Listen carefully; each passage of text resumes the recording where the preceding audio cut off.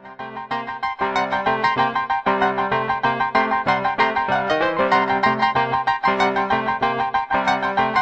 to Ask About Fly Fishing Internet Radio, your source for learning more about fly fishing in cold water, warm water, and salt water. Hello, I'm Roger Mabes, your host for tonight's show. On this broadcast, we'll be featuring Steve Hawley, and he'll be answering your questions on Crack, the Ugly Truth About Dams. This show will be 90 minutes in length, and we're broadcasting live over the Internet. If you'd like to ask Steve a question, just go to our homepage at askaboutflyfishing.com.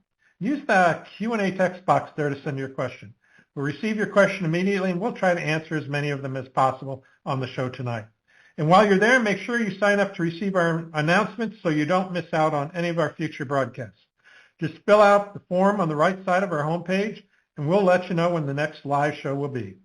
This broadcast is being recorded and will be available for playback on our website about 48 hours after the show ends. You can also find it on any of the podcast distribution sites like Apple Podcasts, Google Podcasts, Stitcher, wherever you listen to your podcasts. So if you have to leave early, you can return to our website or any of the podcast platforms at your convenience and listen to the recording at any time. If you're out and about on Facebook, Instagram, or X, be sure to share our podcasts. And when you do, use the hashtag AskAboutFlyFishing and hashtag FlyFishing. The content of this broadcast is copyrighted and is the property of the Knowledge Group, Inc., doing business as Ask About Fly Fishing. When we return, we'll be talking with Steve Hawley about Crack, the Ugly Truth About Dams. Colorado River at Lee's Ferry is called by some the world's largest spring creek. It's a massive, clear-running tailwater fishery that runs 15.5 miles from the base of the Glen Canyon Dam to the upper reaches of the Grand Canyon. At times, it gives the impression of being not one or two, but a series of parallel spring creek-like waterways. The fishing is great, and the scenery is gorgeous. Lee's Ferry Anglers provides professional guide service to this outstanding rainbow trout fishery, as well as food and lodging at Cliff Dwellers Restaurant and Lodge. See for yourself why Lee's Ferry is on every fly fisher's must-do list. Visit leesferryanglers.com or call them at 800-962-9755. Again, that's leesferryanglers.com or call them at 800-962-9755. Before we introduce Steve, we'd like to let you know about the great prizes we have to give away tonight. For our drawing tonight, we'll be giving away a one-year membership to Fly Fishers International and a one-year membership to Trout Unlimited. Now, if you haven't registered yet for the drawing, you can do so now. Just go to our homepage at askaboutflyfishing.com and look for the link under Steve's section that says register for our free drawing. Click on that link and fill out the form, and we'll announce the winners at the end of the show. We'll also be giving away a copy of Steve's book, Crack, The Future of Dams in a Hot, Chaotic World. Here's how you can win. You must be the first person to answer the question I ask at the end of the show. And the question will be about something that Steve and I talk about during the show. Just submit your answer along with your name and location in the text box on our homepage, and you have a possibility of winning Steve's book. So again, listen closely, use your best typing skills, take notes, and you may be winning that copy of Steve's latest book, Crack, The Future of Dams in a Hot, Chaotic World.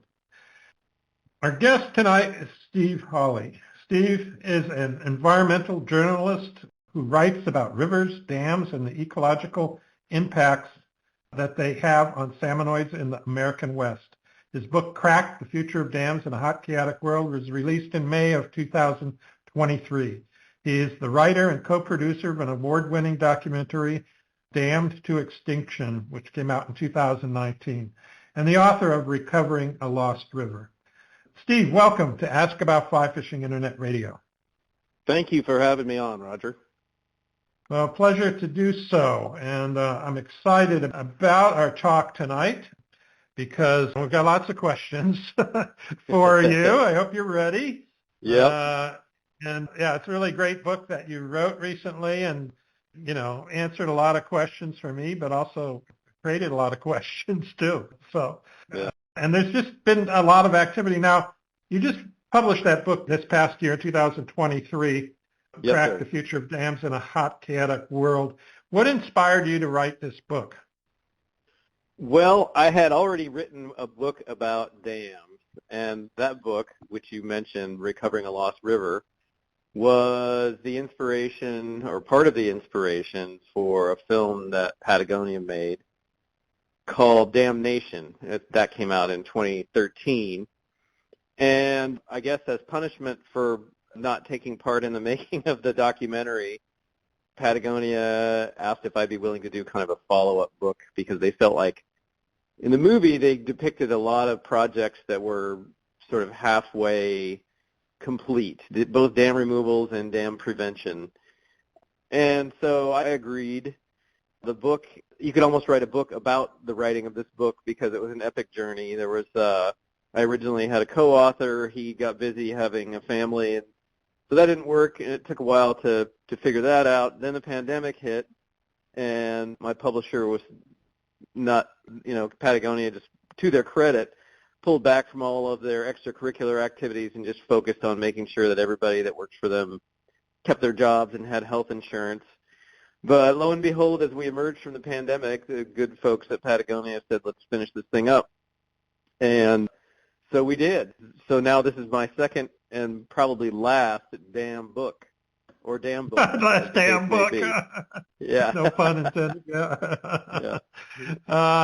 Yeah. This is, I saw that, and I didn't mention it earlier, but it is published by Patagonia. And Patagonia has their own. Oh, I'm sorry. I was just going to say have their own. They have their own book publishing wing. It's just called Patagonia Books, and I would encourage anybody who is interested in Western literature or outdoor literature to check out their website. My book's on there, but of course there's lots of others that are a worthy read. Yeah. Well, they've played a big role in the world of, and especially in the fly fishing world over the years. Yes. So, and highly respected. So, you make note of this in your subtitle, Future of Dams in a Hot, Chaotic World. So how do you see the role of dams evolving in the context of global climate change and what's going on? So what's the importance there? Well, I see it as a scenario where we're going to be getting rid of more dams than we're going to be constructing at this point.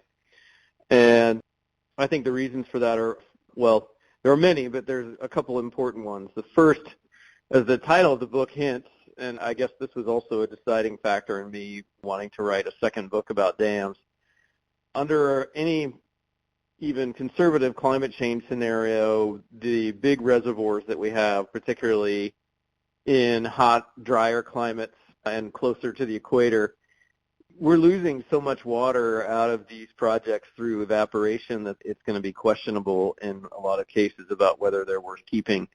You mentioned Glen Canyon Dam, and I totally agree with you. There's a lovely tailwater fishery below Glen Canyon Dam. But we've also seen the pictures in the New York Times and elsewhere of the more than 100 feet of reservoir elevation. That's the volume of water that they've lost. And that's partly because of drought. It's not raining and snowing as much in the Colorado Basin as it used to, but it's also because of accelerated rates of evaporation.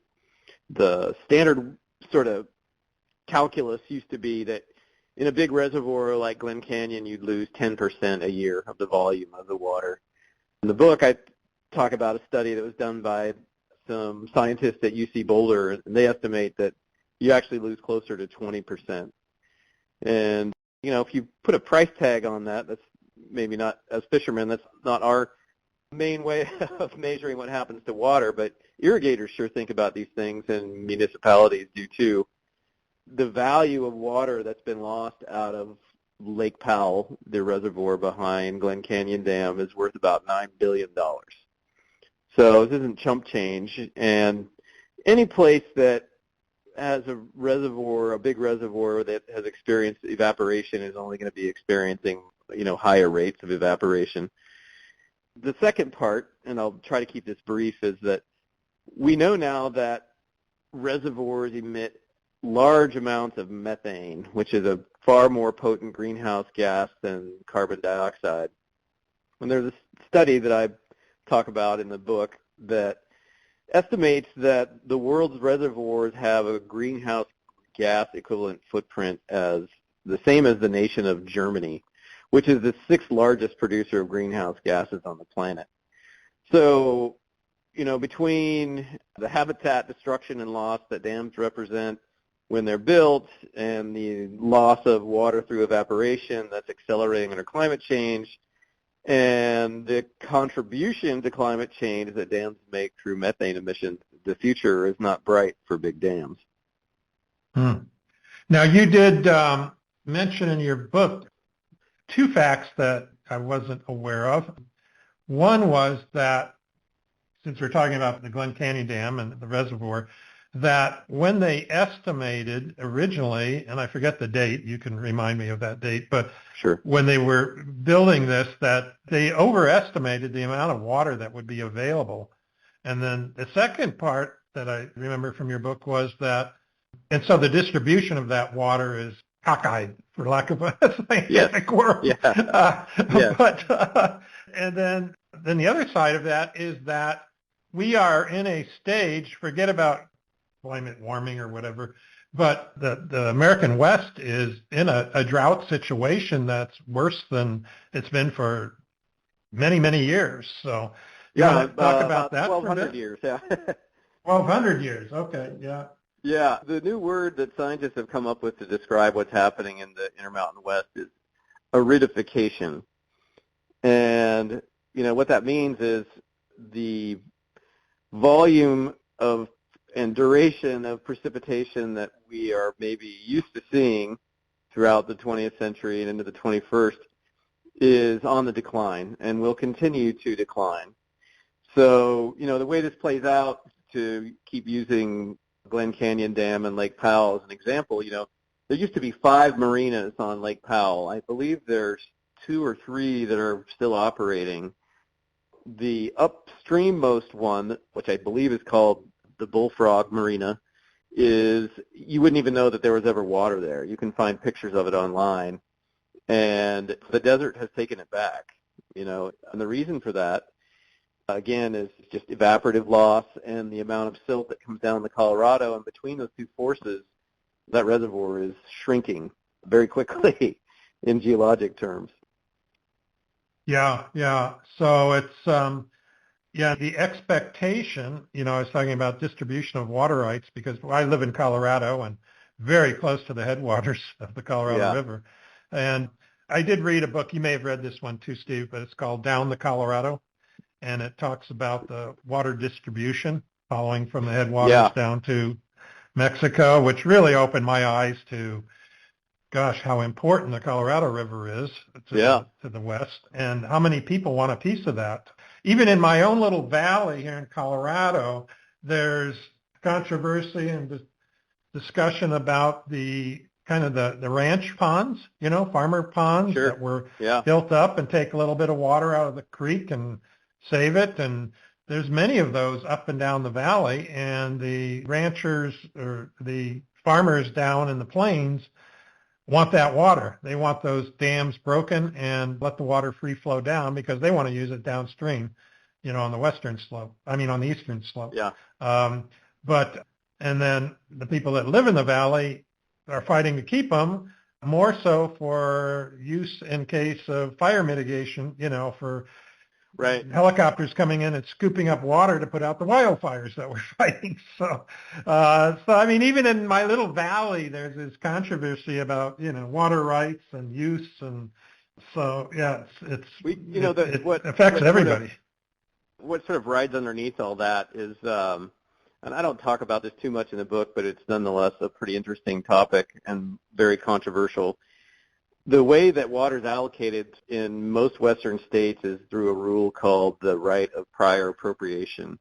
And this was another law that was passed in the 19th century to kind of encourage people to settle all over the West. And what it says is first in time, first in use.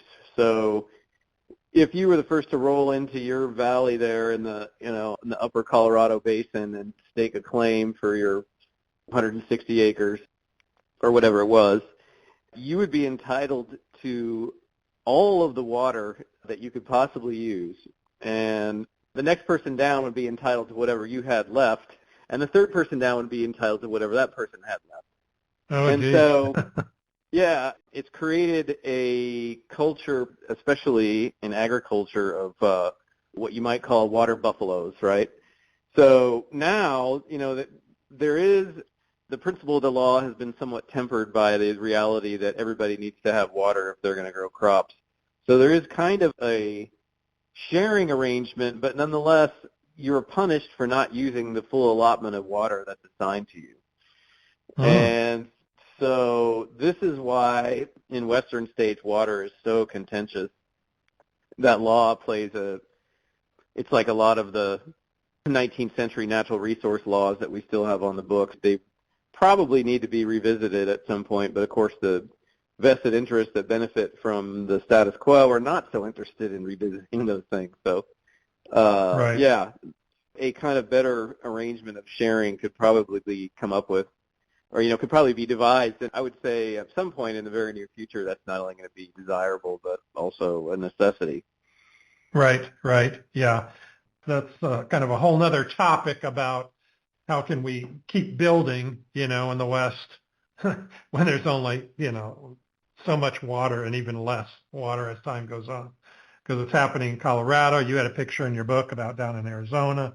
Yeah. Building out in the desert doesn't really make sense anymore. But a question comes to mind, if we don't have dams, I mean, we've been taught about, well, we have the dams, they create electricity and they store water and so forth. What are some of the innovative alternatives to dams for water management and power generation? I think one of the most exciting things or innovative things in terms of water storage is a program that they're working on, especially this year in California with all the rain they've had. They're doing groundwater recharge of the aquifer. So in years like this one, when California has a surfeit of water for sure, because the storms were incredible. Yeah. Something Yeah. like 2/3 of their annual rainfall, in some cases more than that, fell in one weekend. I think there's 8 of these projects around California right now, and maybe it's more.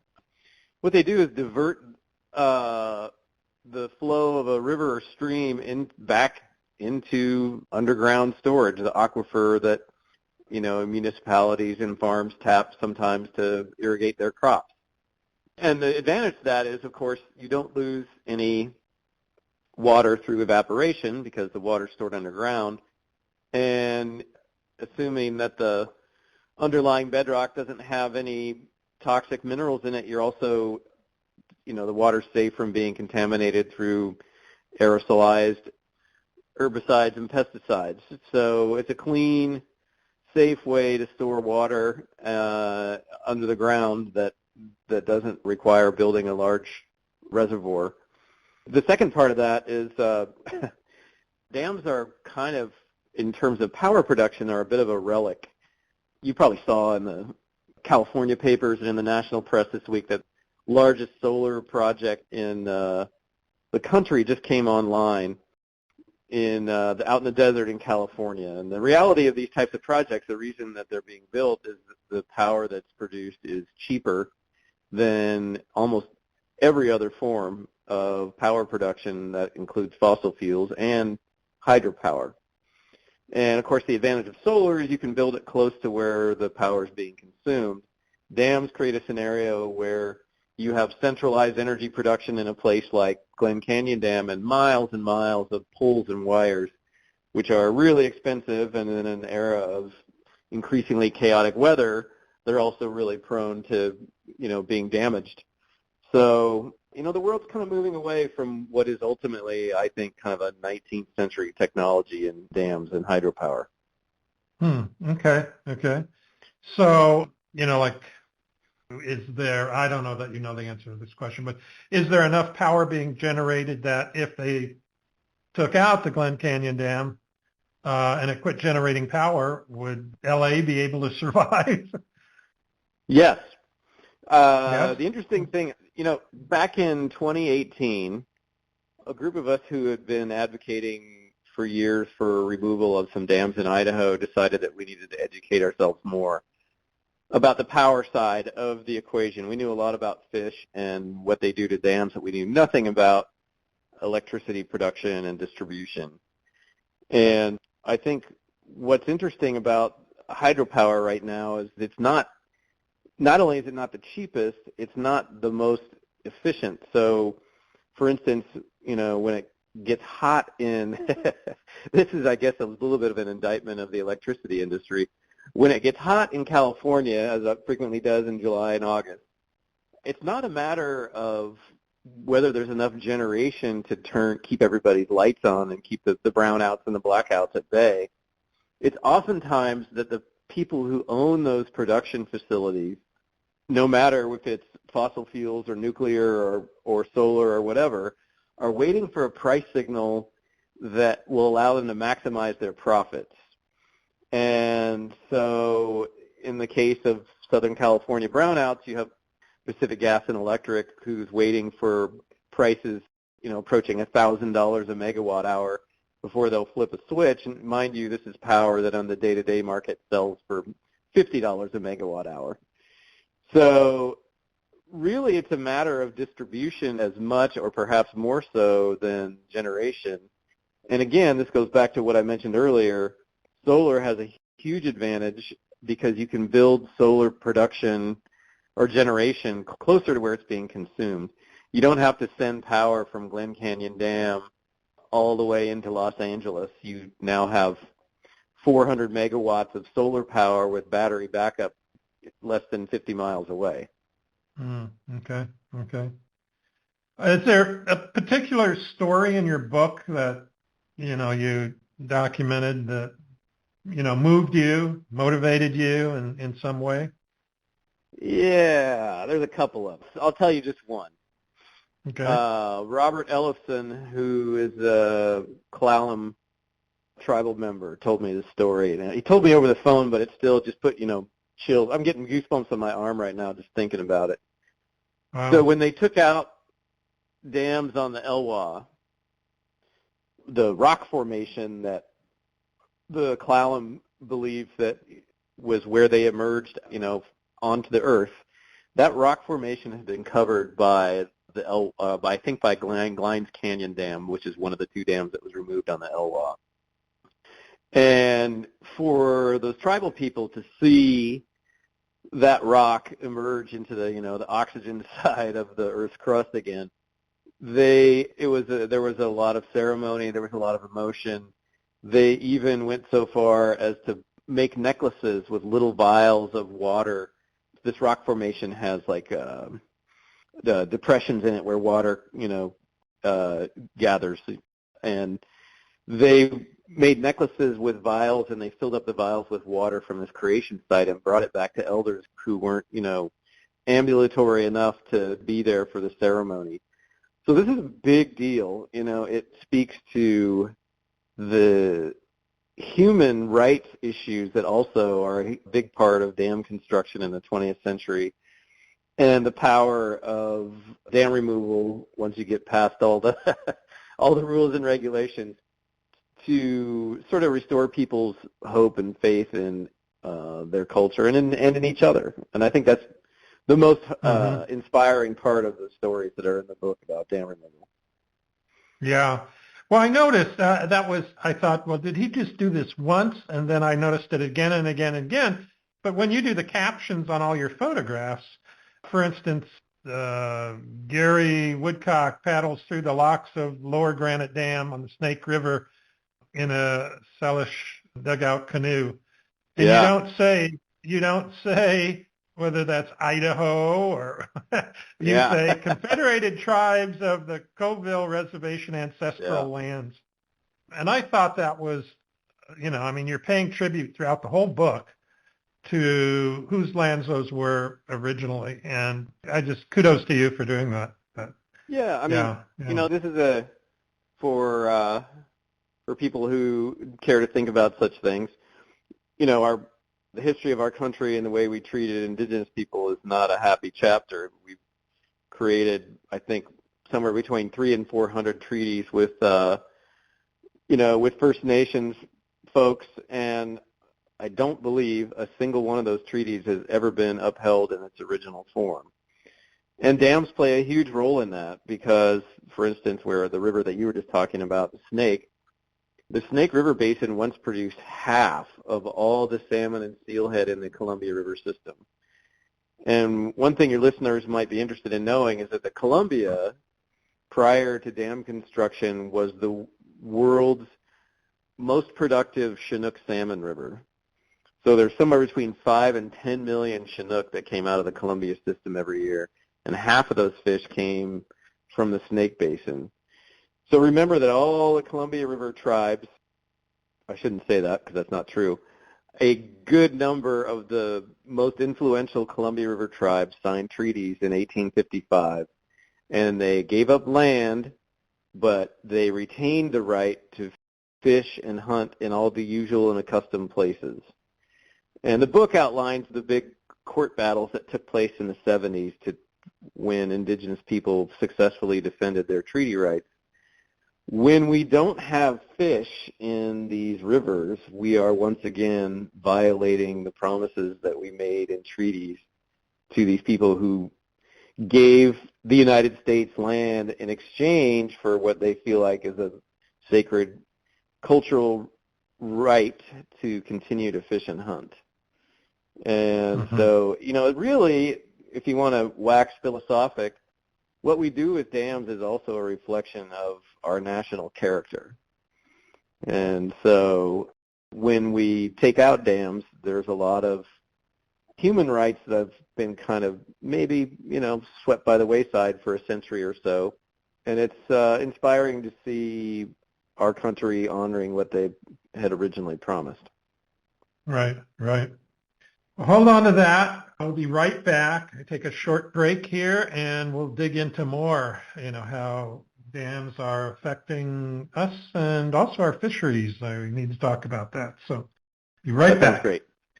The Ugly Bug Fly Shop in Casper, Wyoming has been serving fly fishers in Wyoming and around the world since 1983. The selection of top-of-the-line gear and a huge assortment of flies is one of the best in the land. All products are available in their fly shop and online. Looking for advice? Just give them a call, and their expert professional staff will help you with whatever you need. Visit the Ugly Bug Fly Shop today at uglybugflyshop.com or call them at 866-845-9284. Again, the uglybugflyshop.com or 866-845-9284. You're listening to Ask About Fly Fishing Internet Radio, and we're talking with Steve Hawley about Cracked, the only truth about dams. If you'd like to ask Steve a question, just go to our homepage at askaboutflyfishing.com and use the Q&A text box there to send us your question.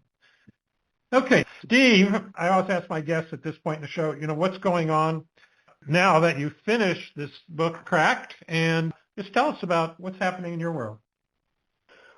Sure. I guess I'm the kind of writer that at least likes to try to walk what he or she talks. And I grew up fishing the Deschutes River in Central Oregon. And right now the Deschutes is threatened by the existence of 3 dams.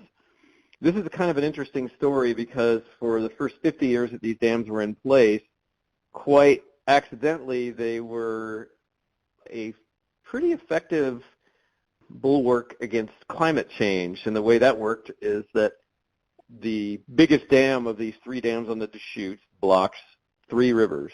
One of the rivers is really, really clean and really, really cold. It's called the Metolius. The other 2 are not so clean and a little bit warmer. Well, cold water sinks to the bottom of a reservoir, or it sinks wherever it is because it's denser.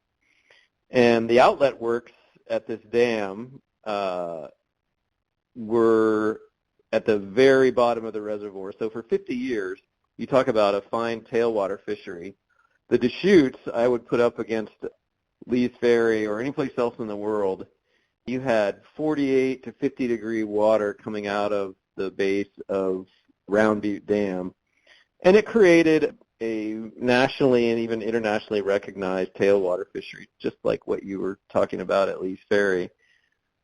Well, the company that owns those dams, Portland General Electric, they had to get a new license in 2005. In order to do this, they created this kind of Rube Goldberg contraption that was supposed to help pass fish above the dam. And in the process of doing that, they did away with drawing all that cold water off the bottom of the reservoir.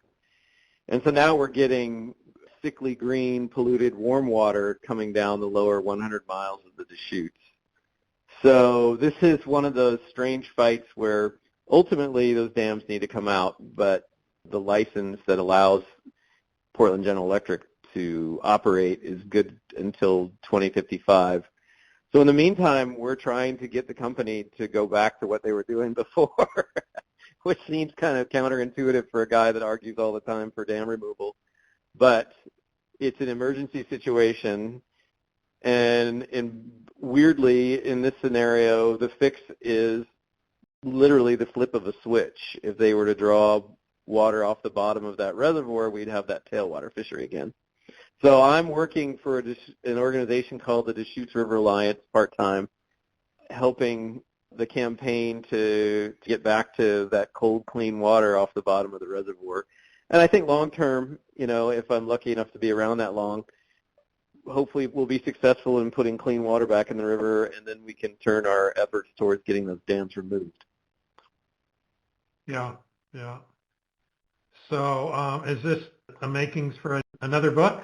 The story about the Deschutes? Yeah, or? I try to alternate movies with books. I guess cynically I'm hedging my bets a little bit because, people are not reading as much as they used to. Although fly fishermen are really good at reading. I mean, that's I feel like there's a built-in audience.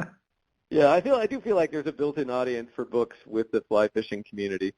So I'm actually, in addition to working for the Deschutes River Alliance, I'm finishing up a documentary about this issue. And that movie will be out in June. And It's called the title of the movie is going to be The Last 100, the sites for the lower Deschutes River.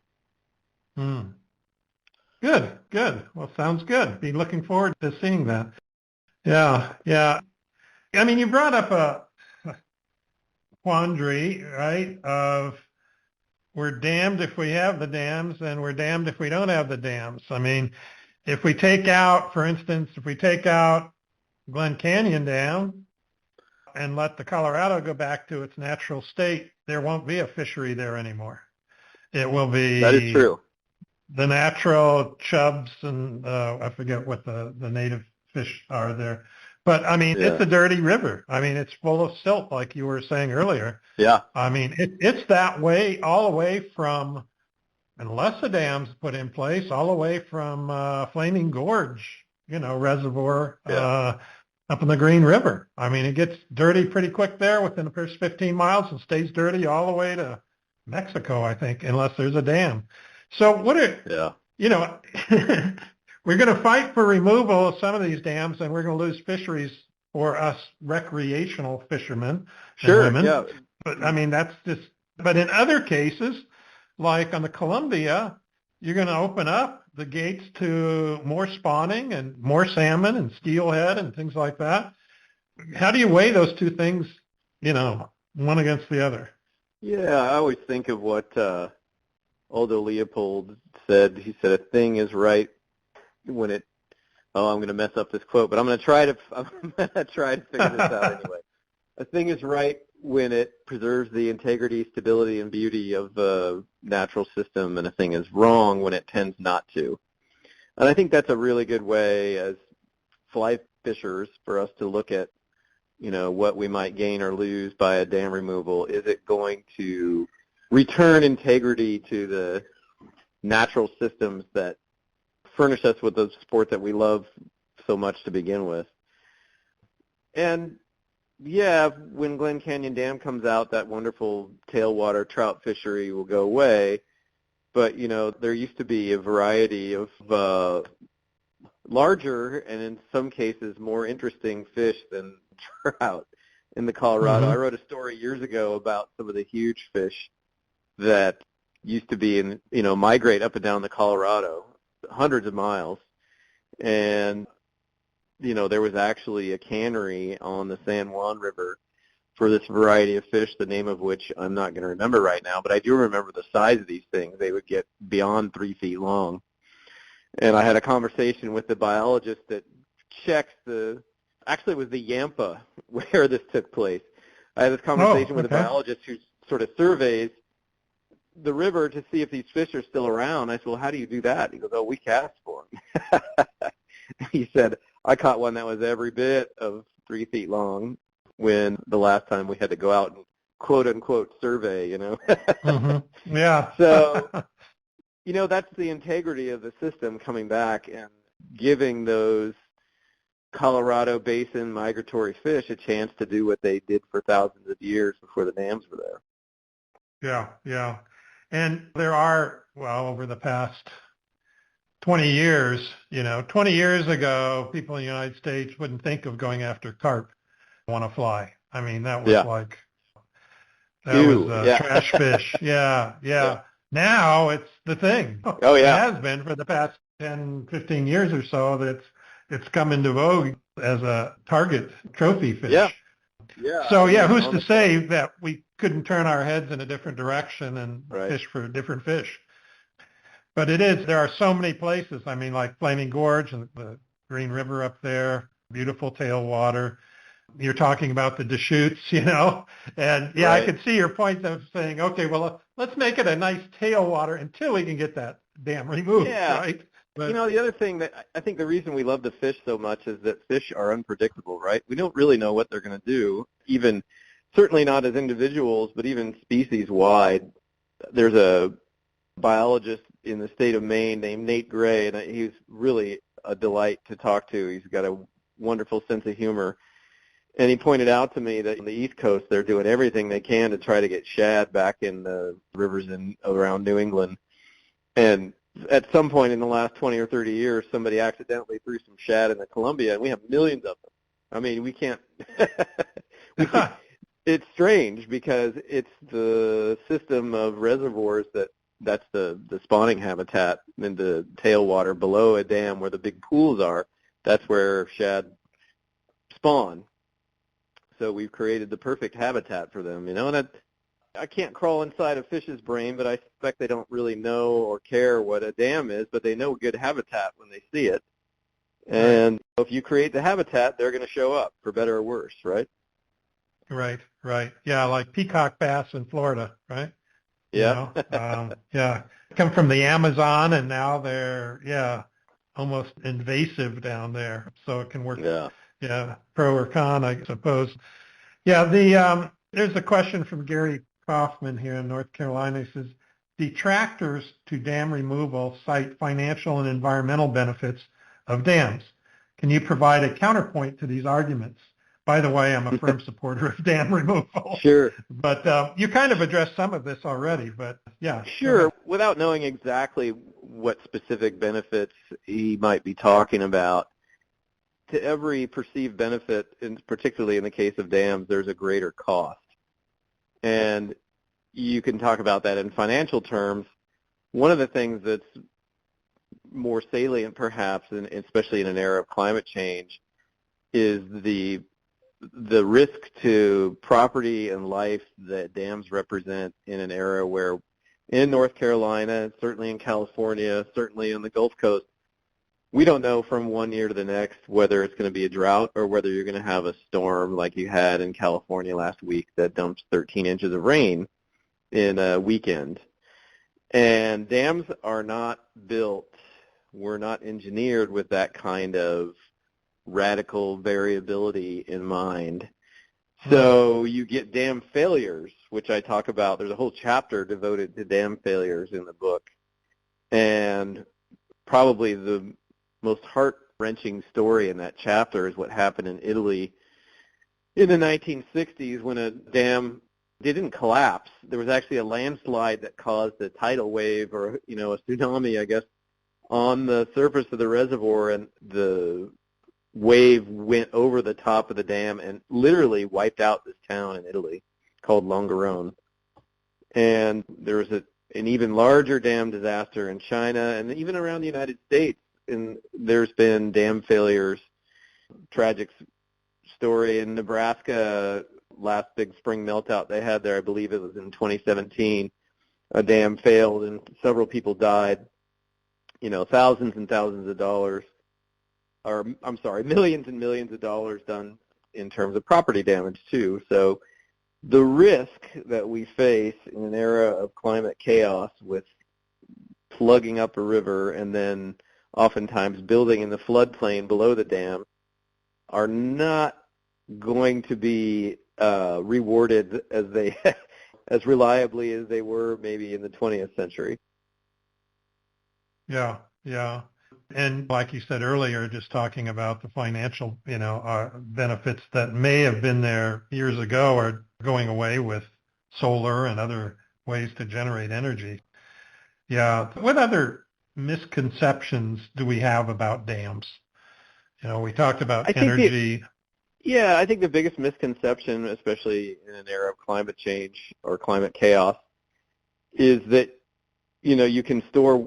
The solution to a water supply problem is the construction of a dam, and you're still hearing arguments around the country and, in fact, around the world that this is what we should be doing. We already talked about evaporation, but there's just a sort of basic flaw in this concept, and there's an analogy that I can make here. If you have a home that has a problem with the delivery of water to your house, your solution generally is not to go to the master bedroom or master bathroom and put in a bigger bathtub, right? Because the volume of water, actually that analogy is imperfect because the volume of water that you have in a natural system is not going to be constant like it is in a house. It is, in fact, in an era of climate change, going to be decreasing. So the idea that you can build a bigger bathtub, so to speak, and have that solve a problem that in the long term is not really storage, it's volume on a year in and year out basis. And then on top of that, when you build that facility, you're going to lose an extraordinary amount of that water to evaporation. It just doesn't make sense. And I think you could make the case that even when our climate situation was more predictable, there are a lot of instances where this still didn't make sense. But well, that was go ahead. That was when I talked about these farm ponds and so forth up my valley. That was one of the things that, I'm the water board or whatever. If they're going to keep these ponds, they're forcing them to put in measuring devices and systems to see how much water goes in and out and determine evaporation off those ponds. Yeah. So they're realizing that is an issue, even on a small pond, not talking like, Lake Powell, kind of thing. Right. But so I found that interesting that, gosh, they're like measuring every drop. So. Yeah, and then wasting it on the yards in Denver. Right. Yeah. I think the next frontier for water conservation really, though, is agriculture. In a typical Western watershed, agriculture is still the biggest user of water in that system.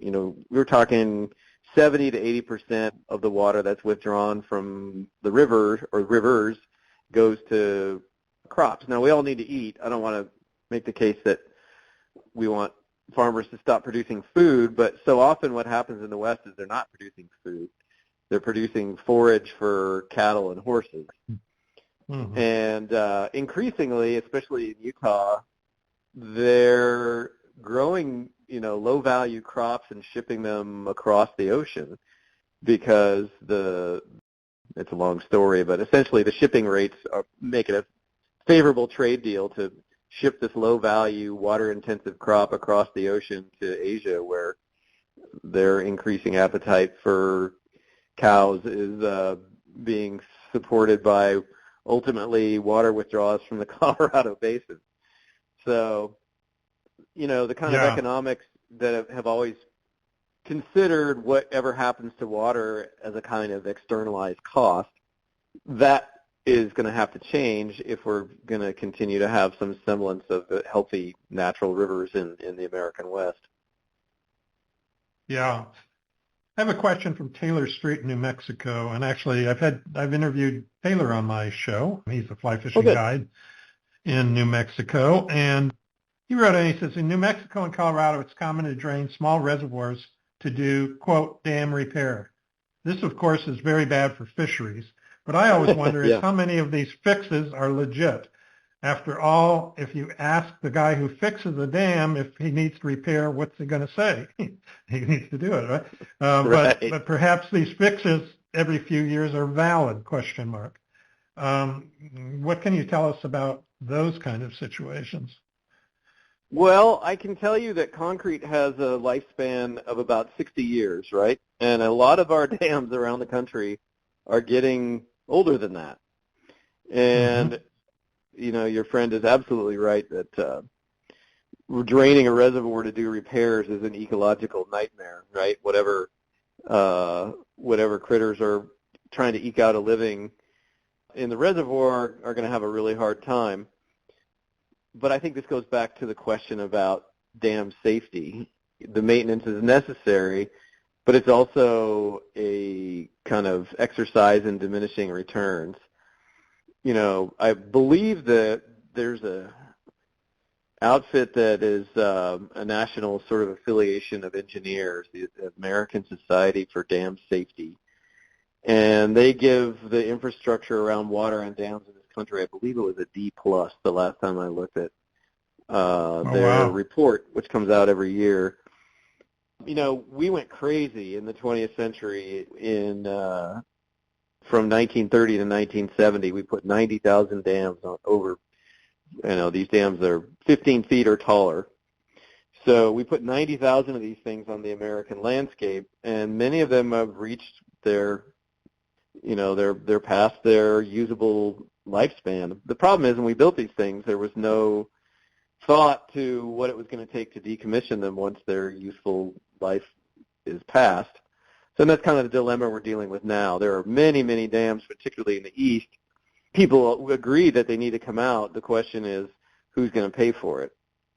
You know, this is where ideas like a small surcharge or tax on megawatts of power that are produced that could go to some sort of national dam removal fund, that is an idea worth considering, because that is one of the biggest hurdles to getting dams out right now is just the cost.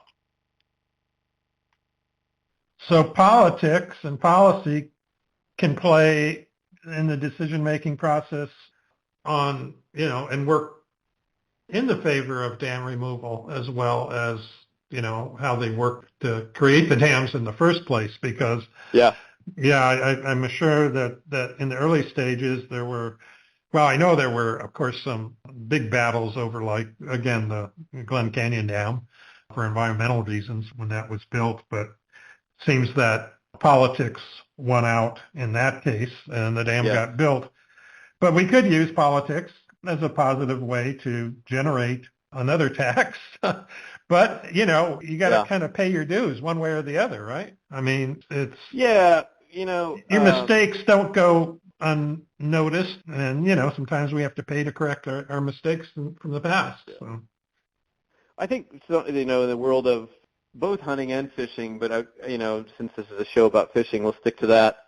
You've seen over the past 2 decades a increasingly organized, increasingly vocal contingent of voters who are not pleased with the way that their Western congressmen and women are managing the rivers and that they love to fish. And, you know, we're slowly but surely getting organized. And I think this is an important, you know, nobody started fishing because they wanted to become an activist, right? It usually happens because you fish and you fall in love with a place and you realize on some level that it's threatened and you want that place to be its best.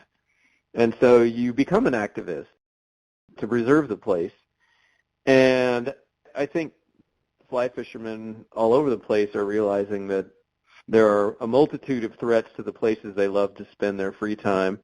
And it's worth the investment in time, however big or small, that you want to do it to try to leverage the political process to have an outcome that, you know, favors fish and rivers.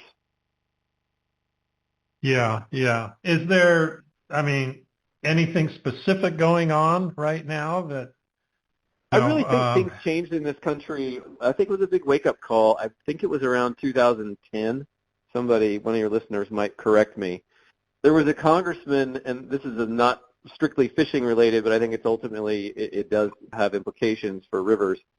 There was a congressman from Utah named Jason Chaffetz, and he quite naively decided that it would be a good idea to introduce a bill to, sell off public lands and water, to basically privatize publicly held assets.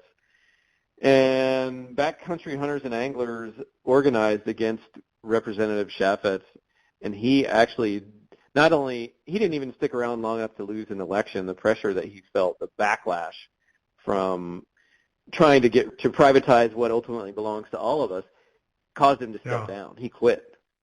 And I think that was kind of, no pun intended, a watershed moment when sportsmen realized that they have a voice. They have, collectively, in most Western states, tourism, including outdoor recreation, is the second or third biggest segment of the economy. And, fishing is a big part of that.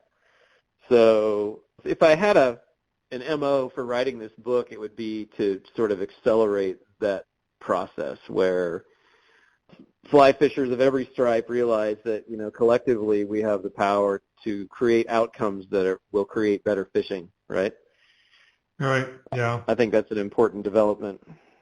Yeah, and, we are fighting other battles, just like the battles for use of water.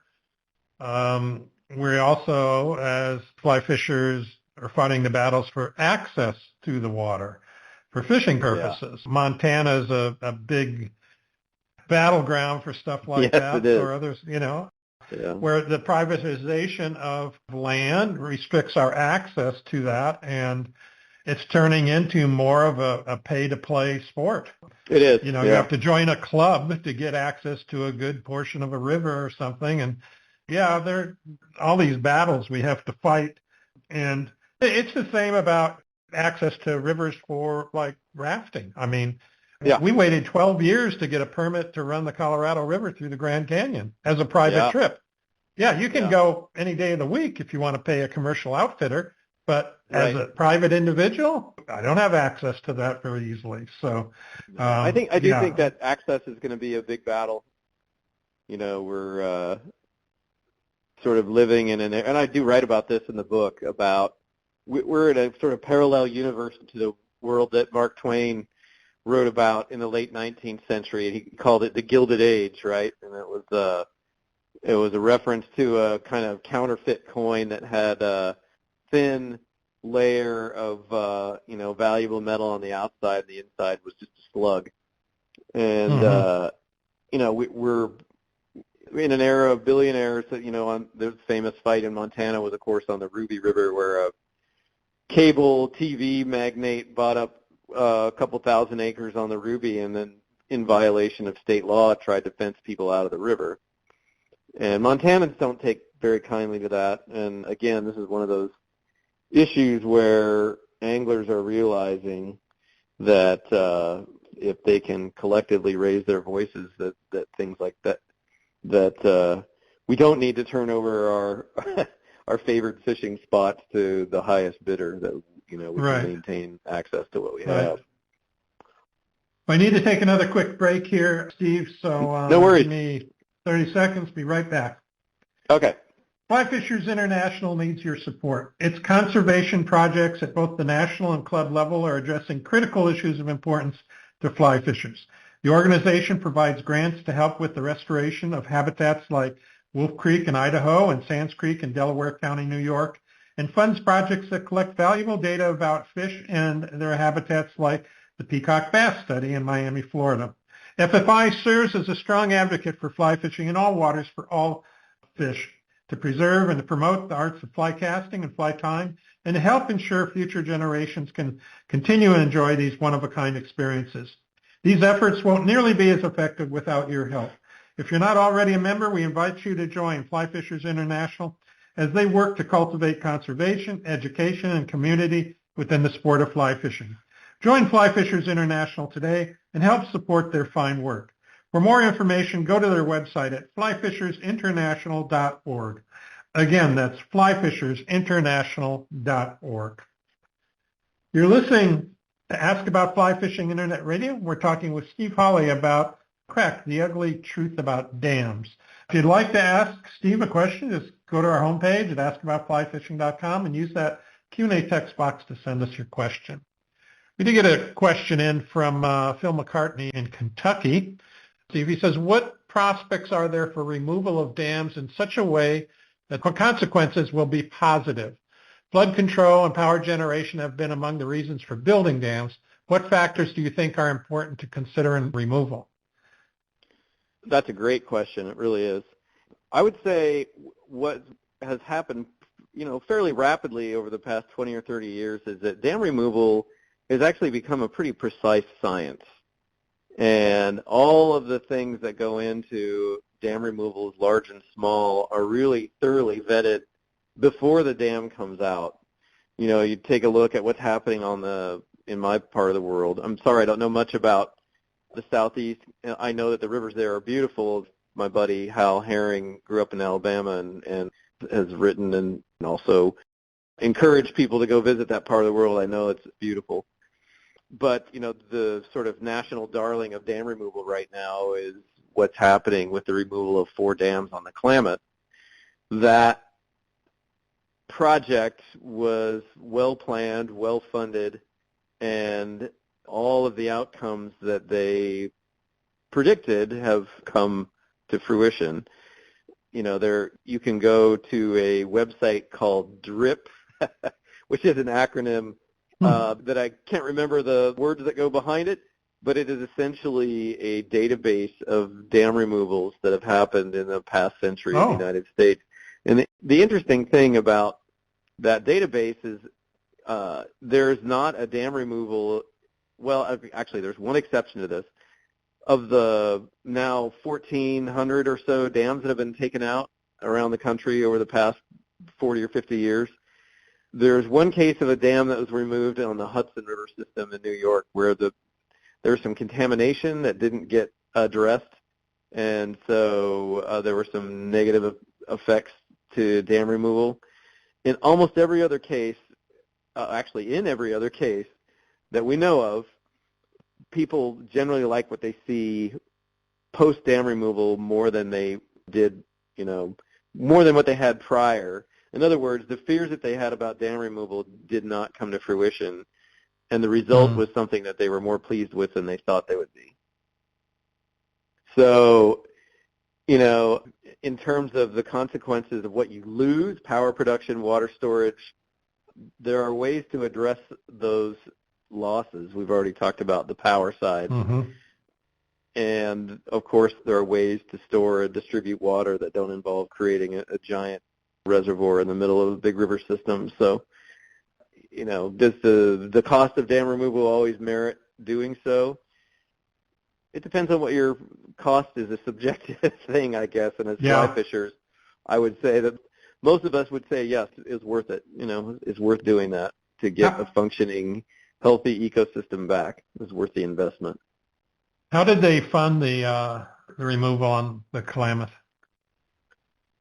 Well, it's a 2-state deal. California passed an omnibus water bill, and the state of Oregon allowed Pacific Power that owns those dams to put a surcharge on their customers' bills. This is an interesting thing because I believe those removals all told, the cost of them is a little over, somewhere north of $400 million. Between Oregon and California, they raised $450 million to take the dams out. So it's more than adequately funded before they even got out of the gate, which is a rare thing in the dam removal world. But this is a not so subtle message to utilities that own dams that are aging out. It was hard for Pacific Power to turn down this deal because they got essentially a subsidy from the state of California for removal and then a rate increase to cover the cost on the Oregon side. And so essentially what they're getting is subsidized retirement of a stranded asset. And, if there's one thing that big companies love more than most anybody else. It's a subsidy to to help pad their bottom line. It's kind of an American thing, I mean, and so dam removal utilities out there could actually work to help the price of your stock shares, Have specific power. They seem to be pretty happy with the way things turned out. Yeah. I was just kind of interested in who's paying for this stuff. But getting back to Phil's question at the very end, he had, what factors do you think are important to consider in removal? And I don't know what he's really looking for there, but it started me thinking about, okay, what's going to happen to the river bed itself? How will that change? When they do remove a dam, what are some of those, what do they go through, the logic they go through to protect things? Yeah, I mean, it's a cumbersome process. There's actually a chapter in my book devoted to how to remove a dam, and it's mostly aimed at smaller projects. But it is, if I would encourage anybody who cares enough that has a dam they want to see come out to buy my book and read that chapter. It's not an easy process. There are a number of state and federal agencies involved that have to kind of check all the boxes for all the things that you need to do before you start ripping out the concrete. And we've been doing this enough now, though, that it is the outcomes are predictable. So everything from the species of fish that might need to be trapped and hauled out of the reservoir while the structure is being demolished, to the fine sediments, how far are they going to travel downstream, or are they contaminated? All of these things come under if you don't hire an engineer to remove a dam, you're probably not going about it in the right way. It's become kind of an exercise in bureaucracy, weirdly enough, after all of the sort of eco-terrorist fantasies of the novels of Edward Abbey and other people in the 70s and 80s. When a dam comes out, it's really, I mean, it's inspiring in a different way because it's really, I think, kind of an exercise in local democracy. There has to be consensus building. There has to be the okay of the sort of relevant managing agencies. And there has to be a recognition that what you're trying to accomplish is an improvement rather than a mitigation for the loss of something. It's not easy, but it's worth doing because people are doing it all over the country. Would it be possible, to remove the Glen Canyon Dam or Hoover Dam, such huge monoliths? I mean, is it practically possible to do something like that? I've had conversations with a couple different engineers, and they've all told me the same thing. If there's a way that it got built, there's a way to tear it down, So, I guess when you look at it that way, it's like these big, tall buildings that they decide to scrape. They put a couple of bombs in there, and boom, it's down in 3 seconds. People dig that. It's kind of a weird thing about dam removal. They don't use. I say this tongue in cheek. But they don't use enough explosives, right? And people really like to see things blown up in the name of the public good, right? When they took out a dam across the Columbia from where I live here on the White Salmon River, I'm sure some of your listeners have seen this clip on the National Geographic page. My friend Andy Mazer shot it. But this is a dam in a narrow slot canyon, so they couldn't use the standard sort of typewriter your way down the concrete till you get to the riverbed method for dam removal. They had to blow out the bottom of it and drain the reservoir first. And, of course, to do that, they had to use explosives. So if you go to the Nat Geo website and look up Condit dam removal, you'll see Andy's clip, and I believe it has 7 or 8 million views. So we could probably design like a reality TV show, America's Deadliest Dams, and the show. It could be a little mini series, and at the last episode of each dam removal. Generate enough revenue to take out more dams, right? I mean, that's a good idea. Yeah, you could make it a multi-year series easily for all the dams that have to come down. Yeah, that's interesting. Kurt Finlayson in Utah, who's also been a guest on my show. He's an excellent fly fisher. He says, I'm a proponent of dam removal based on my understanding of how it will affect fisheries and all that they connect. However, I am concerned about the mitigation projects and lands that have been created by dams and the hydropower companies. In my local example, we have large wetlands and access to those lands that are held by the hydropower company. If we fight to take out the dam, I'm concerned we will lose all those wetlands and then it will be developed. Is there a way to keep the best of both in your experience? Yes, the short answer to that question is when you start pressing the utility company to get rid of the dam, you, as a condition of removal, you tell them they have to provide both ongoing access and mitigation to protect those wetlands. That's part of the bargain. An example of that is on the Klamath. There's one thing that large corporations don't like, and even smaller utilities don't like, is liability and risk.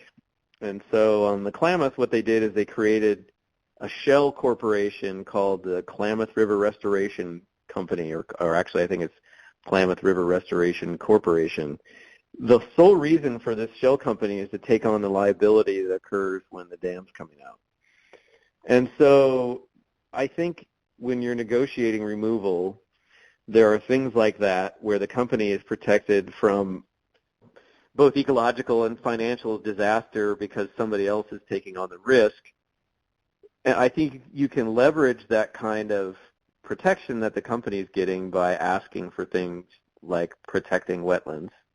And I don't think it's necessary to lose an opportunity or to lose good habitat in the name of, it would be weird if we let utility that owns a dam, punish their customers and their, neighbors and constituents for their want of a healthier ecosystem by ruining a part of that ecosystem. That's not good corporate citizenship. So. Yeah. Can you give us any specific examples when a dam was removed and that led to noticeable improvements in fishing quality or fish biodiversity? Sure. My favorite my favorite story, and this is the best example. There are others, but this is perhaps the most dramatic one. There's a place in California called Butte Creek, and they took out 4 low dams on Butte Creek in the 1990s, and they were down to just a few hundred Chinook in Butte Creek. And the luck of those dam removals is it coincided with some pretty healthy ocean conditions in the late 90s and early 2000s. And so in the early 2000s, they had runs of upwards of 20,000 fish come back to Butte Creek. Butte Creek's a tiny little drainage. You could wade across it in many, many places.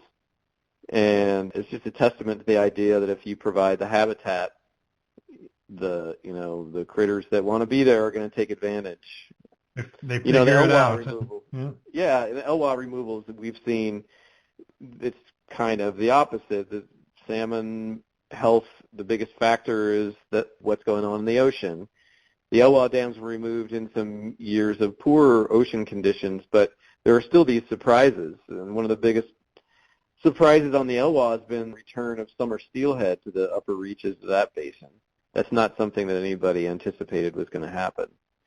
So even this river that I was just talking about, the White Salmon River, where on a clear day I can almost see the mouth of the white salmon from right outside my house here.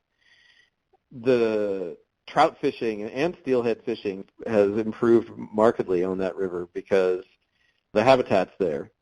And especially for anadromous fish, if you open up habitat, particularly with steelhead, part of their survival strategy is to colonize places where there aren't large numbers of other fish. And so, you get steelhead trickling into a basin where they don't sense any competition. There's a really cool story about this, actually. If you don't mind, I'll just segue into it real quick. When Mount St. Helens blew up, 44 years ago now, when Mount St. Helens blew up, the Toutle River, was just full of houses and logs and every other kind of thing that's not good for salmonid. And fisheries biologists back then just kind of wrote off the Toutle and said, we won't have salmonids back in this river in our lifetimes. 2 years later, the biggest run of wild winter steelhead in the state of Washington was on the Toutle. And that's Wow. because they were just figuring out that steelhead will colonize habitats that other fish and certainly fisheries biologists view as marginal. It's part of their strategy to, if nobody else is in there, then you're going to have it all to yourself until somebody else shows up. And so it sounds like, I mean, from what you've just said, as these dams, and I'm speaking primarily West Coast U.S., where these salmon and steelhead runs are, yeah, that as they remove these dams, there's hope to get these fisheries, given that the commercial take is regulated, that there is some hope to get these, salmon and steelhead fisheries back to, somewhat better than they are now, anyway. Let's give your listeners an East Coast example, too, because this is another really dramatic turnaround. In the Gulf of Maine, where dams first came out on the Kennebec River in 1999, a lot of people mark that as kind of the start of the modern dam removal era. But a bunch of other dams have come out on those, I think, 4 or 5 rivers that feed the Gulf of Maine. And, we used to call these fish alewives, which is a terrible name for anything, let alone a fish that you want to catch. Now they call them river herring. And they're kind of the base of the food chain in those rivers. And they went from a trickle to, I believe the last count in the Gulf of Maine is that there's an annual return of river herring now of more than 5 million of these fish. Well, the sort of cascade from that has been that every other species has benefited. Striped bass. Ultimately, there's still a smidgen of hope for Atlantic salmon, sturgeon. On the Kennebec, I know that not long after Edwards Dam came out, they had harbor seals swimming up the river for the first time anybody could remember. And I think the term for this in ecology is a trophic cascade, where you restore sort of a keystone species in the ecosystem, and it has a ripple effect throughout the rest of the ecosystem. And we see this in dam removals, right? And I think what happened in Maine is probably the best example that we have, where there's really just been a ecosystem-wide boost in both the abundance and diversity of species, because the habitat comes back when you take out dams. Yeah, there was, I did a show recently on sockeye salmon in Alaska, how that whole system has been regulated to where the take commercially is regulated to where they have to allow so many fish to get upriver, and and it's important not just, and that allows the commercial fishermen to get their take and have a business and to feed us, because sockeye are not a trophy fish in general, but their importance, their roe, their flesh are so important to the areas there, to other fish, to eagles, to bears, to, and just like you said, it just keeps rolling. If you can fix something, then, or put it back to the way it was, then, so many other parts of the environment benefit from that. There's been studies here in the Pacific Northwest. They've come up with 137 different species that ultimately benefit from salmon at one stage of their lives or another. And then, of course, we know that the marine-derived nutrients that bears and other critters spread throughout the woods after eating salmon.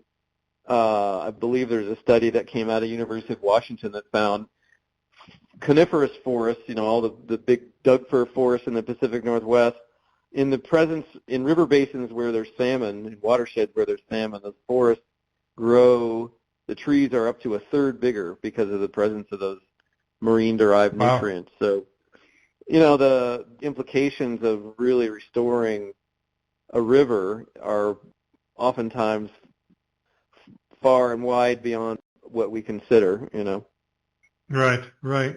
Is there, I know we got to wind things up here, but one last question.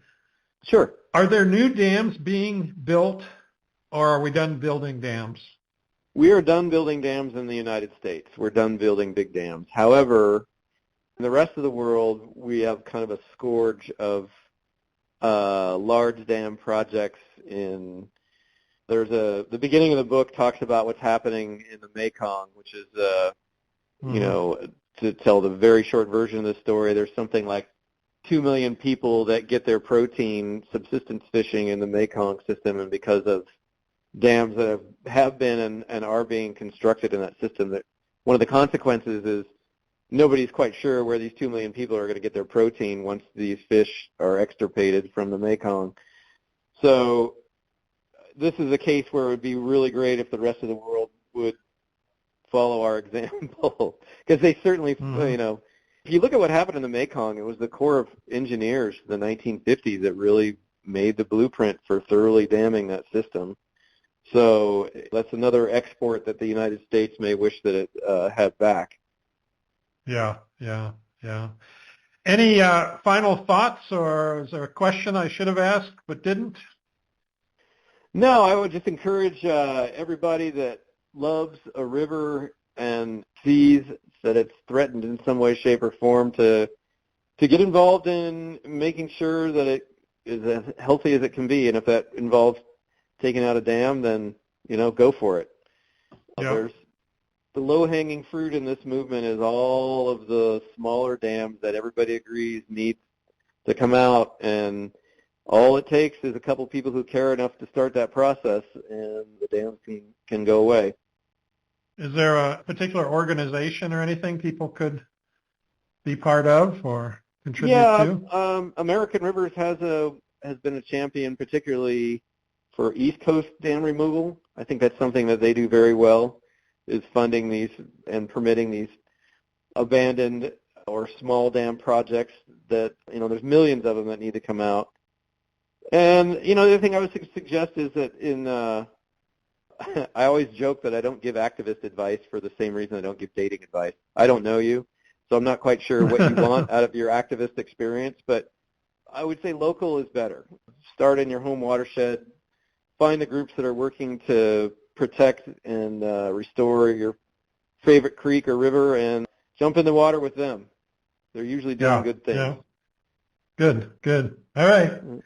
Well, we do have to wrap it up. We're over time already, but Steve, stick with me until we've got some things to give away here.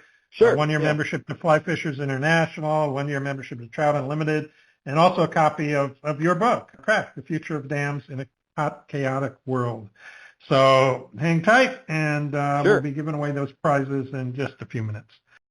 The Bonefish and Tarpon Trust works very hard to safeguard the future of our beloved flats fisheries, from protecting spawning sites threatened by unsustainable fishing pressure to securing historic funding to restore Florida's Everglades and estuaries. Thanks to their members, they've expanded their conservation to the Bahamas, Belize, and Mexico. There's still much more work to be done, and they need your help. With your support, they can ensure that the flats fishery is healthy and sustainable now and for generations to come. Visit btt.org, and become a member today of the Bonefish and Tarpon Trust. Again, that's btt.org. Just a reminder to everyone, before you leave the website tonight, please take a minute and give us your feedback about the show. You can find a link on our homepage in the section under tonight's show that says, what do you think of this show? Just click on that link and leave your comments. We'd really appreciate it. So now it's time to give away our prizes. The winners of our drawings are randomly selected from the show's registration database. And if you didn't register tonight, it's too late now, but be sure you do so for our next show so you have a chance at winning some of these great prizes. The lucky winners, we will contact you after the show to collect your information so that we can deliver your prize to you. So hang tight on that. And let me get my database going here. And give me just a minute. Okay, ready to go here. All right. Let's see who we have here. Okay, looks like our winner for our membership to Fly Fishers International is going to be Kip Innes. Kip Innes in Missouri. So congratulations, Kip. I know you're going to enjoy your membership to Fly Fishers International. And if you're not a member yet of Fly Fishers International, go and join. Great organization to support. And let's see, who do we have here for the Trout Unlimited? Looks like Kathy Williams. Kathy Williams in Ohio. So congratulations, Kathy. You're now a proud member of Trout Unlimited. And again, if you folks are not members yet, go join Trout Unlimited. That's at tu.org, tu.org. Okay, so now we're going to give away Steve's book, Cracked: The Future of Dams in a Hot, Chaotic World. If you don't win tonight, I suggest you get the book. It's an incredible read. We've got a link on our homepage there to Steve's book, and you can buy it there, or you can buy it in Amazon or wherever you like to shop for your books. So be sure to check that out. That there's lots of pictures in this book. I would just add to plug pictures. If you don't like long, unbroken sections of prose, there's beautiful photos in this book. And so, you can just look at the pictures and still have a pretty good experience. I thought you were referring to my audience and kind of indicating that they don't know how to read or something and would enjoy the pictures. Oh, I bet they can read. They're fly fishing. Yeah. No, yeah. It's kind of like, just throwbacks to, why do you get Playboy? To read the articles. Yeah, right.